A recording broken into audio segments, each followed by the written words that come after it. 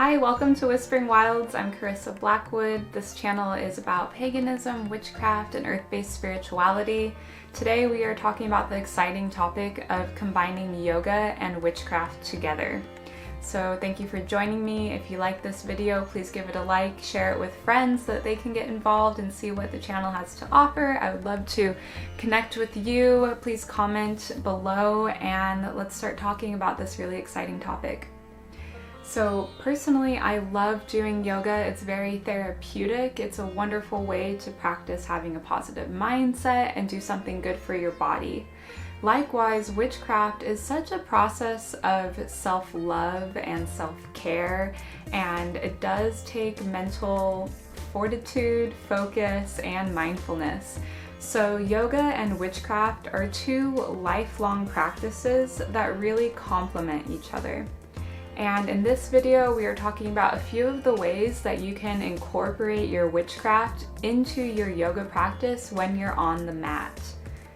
Let's get into this exciting topic. I feel like there's so much that could be said, and please, again, share any ideas you have in the comments below, and this could become something that we revisit in the future. The first overlap between yoga and witchcraft is mindfulness. During yoga, practicing mindfulness looks like being aware of your breath, your body sensations, noticing when thoughts are coming into your mind, but then letting them go and not holding on to them with any judgment. The practice of mindfulness is about just cultivating awareness and coming into the present moment through your body sensations. So during yoga, we are focusing on our breath a lot, and with each movement, we're breathing in and breathing out, and we're connecting to the sensations of our muscles, strengthening, stretching, tightening, and releasing. And we are really practicing a lot of mental focus during yoga. And that type of practice is something that translates into your witchcraft. Because while you're casting spells, that requires a lot of mental focus. When you're setting an intention, it requires being able to calm yourself, be centered, and grounded. Oftentimes before doing any type of spell, you do a quick grounding meditation, or long, it depends on your own practice, but witchcraft involves that healing practice of mindfulness, and by practicing mindfulness on your yoga mat, you are then creating good habits for yourself. And mindfulness is one of those things that takes time to develop, and it only gets better with practice. So by recognizing how your yoga practice is connecting to your craft, you are only supporting yourself even more. So I want to encourage you to see the connection between those two things. The other way that yoga and witchcraft really align together is through the practice of rituals. By practicing yoga, you probably already have some sort of ritual around it, even if you haven't looked at it that way. Especially if you've been practicing for a while or you've been making a habit of doing yoga. If you haven't done that yet, I would encourage you to start, and you'll notice what time of day is best for you to do yoga, what kind of things you like to do when you get onto your yoga mat, whether it's grabbing some tea, water, wearing a certain yoga outfit or workout outfit. Do you like to shower after? What do you like to do before your yoga? What are your intentions for doing yoga? All of these questions and ideas are a part of creating a ritual around doing yoga. And I mean that in just like the most lighthearted way possible, not like a ritual where you are having to take your yoga practice too seriously. I'm using the word ritual as in a habit or a routine. So the way that you show up for yourself when you go onto your yoga mat is good practice for the way that you show up for yourself in your spellcasting and your witchy rituals. Because it's the same process of connecting with yourself, connecting with your intention, noticing what emotions and feelings that you have, being kind to yourself if some of those emotions and feelings aren't the best, and then creating tools and having a skill set for being able to release negative emotions, bring in the positive, and know your own level of happiness and calm and serenity. And that's what yoga can bring to you. by approaching your yoga practice as a practice of mindfulness, as a routine and ritual that is meant to help you feel like your best self, to show up in the best way. You can translate that to your witchcraft, and it's going to feel really good the next time that you go to perform a ritual or a spell that you have put in that effort and work through yoga to know what it's like to create calm intentions, connect to your breath, be mindful, all of those wonderful things. And if you think of any other ways that yoga translates to your witchcraft through ritual and routine, please put it in the comments below. Now let's talk about something that feels a little more esoteric or metaphysical and is more bringing the witchcraft into your yoga. I feel like we've talked about how yoga can be brought into your witchcraft, but now we're going to talk about elements and energy. So elements like earth, air, fire, water.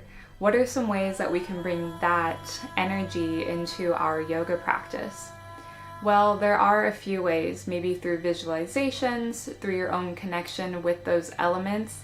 And what I like to think about using them for is balance. So on the yoga mat, we are practicing balance of mind and body, and that will lead to a balance of spirit. So with the elements, we often think about finding balance between those four elements so that we can be in harmony with the universe, be in harmony with ourselves. So here are a few ways that you could incorporate the elements into your yoga routine and to your experience on the mat. It's something that I'm developing and working on personally, so I'm really excited to share it with you and to hear back from you if this is something that interests you. So one way to connect with the elements is in your yoga routine. So for me personally, I've been doing yoga in the morning and I really enjoy having a cup of tea with my yoga. It's something that I can just reach and sip during my practice when I want to calm down, and it helps me get into the mindset of my practice. So while I'm making my tea, I focus on the fire that heats the water, the fluids that I'm going to be drinking, the water itself, connecting with the element of earth through whatever herbs or honey I'm putting into my tea, and then the steam is connecting with the element of air, and then taking that into my body, and then knowing that that balance and goodness is going to come with me when I go onto my mat. Another way that I connect with the elements during yoga is very metaphysical visualizations while I'm on the mat, and it's connecting with my body and connecting with the ground and the yoga mat itself. So for instance, the element of fire I see as being represented by the work that my muscles are doing.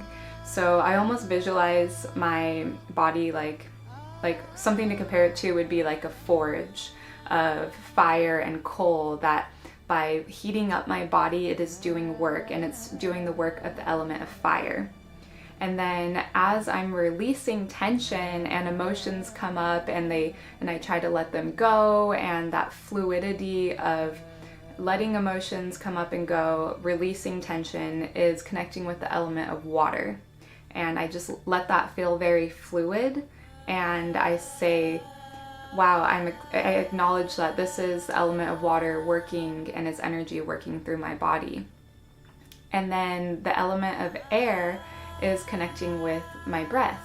And if you're doing yoga and you're connecting with your breath, you're connecting with the element of air in a way that's bringing you mental clarity, it's bringing you mental focus, and it is regulating your blood circulation and doing a lot of good for your body.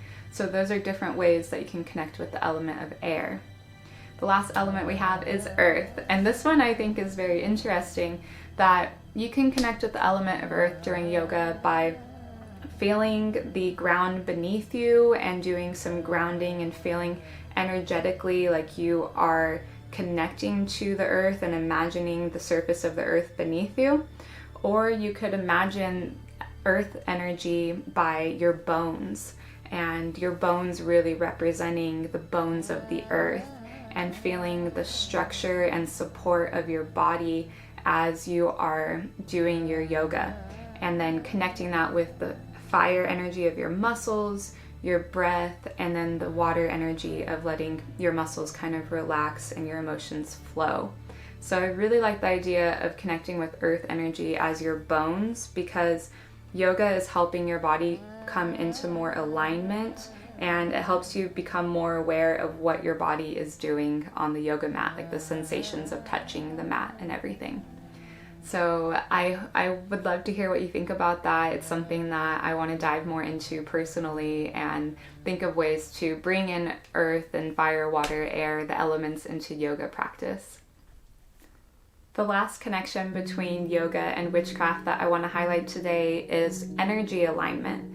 So by doing yoga, you're doing wonderful things for your body and your spine and your muscle alignment. And as you do that, you are helping your chakras to align, you are clearing out blockages, and that is going to be so good for your witchcraft and your energy work, because it's going to clear out the things that are no longer serving you. It's going to help you in a very long-term way to have more balance and alignment with your energy centers.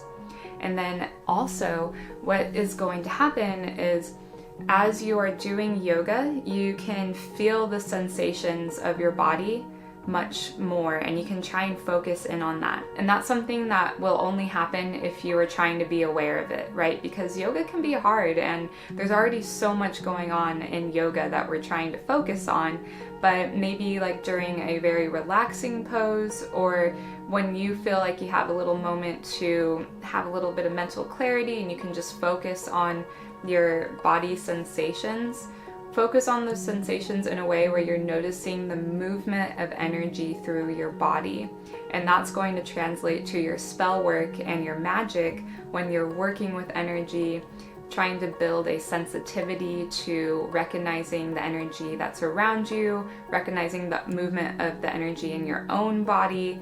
And by taking time on your yoga mat to recognize the sensation of energy, you are building a practice of doing that, and it's going to help with your spell casting and your magic work. So that's something that I really want to work on as well, because I think that's a really cool idea. Alright, so that is it. Those are my ideas about incorporating witchcraft and yoga together, and it's something that I feel like can totally be explored more. And I want to say thank you for watching this video. Again, if you watched to the end right now, please give it a like, subscribe to the channel, and share it with friends, family, anyone who you think would be interested. Alright, thank you for joining me, and I will see you next time. Blessed be.